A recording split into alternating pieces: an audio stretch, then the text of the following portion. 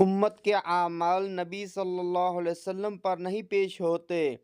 سہیل رضی اللہ عنہ فرماتے ہیں کہ میں نے نبی صلی اللہ علیہ وسلم کو فرماتے سنا کہ میں حوض پر تمہارا پیش خیمہ ہوں گا، جو اس حوض پر آئے گا تو اس سے حوض سے پیے گا، اور جو اس سے ایک مرتبہ پی لے گا وہ کبھی پیاسا نہ رہے گا۔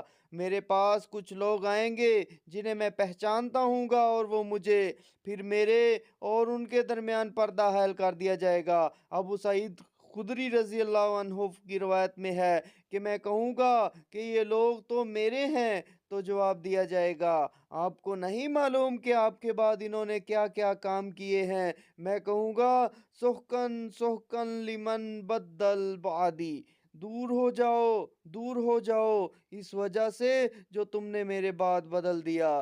مسلم کتاب الفضائل، باب نبی صلی اللہ علیہ وسلم کے حوض کے اسباب۔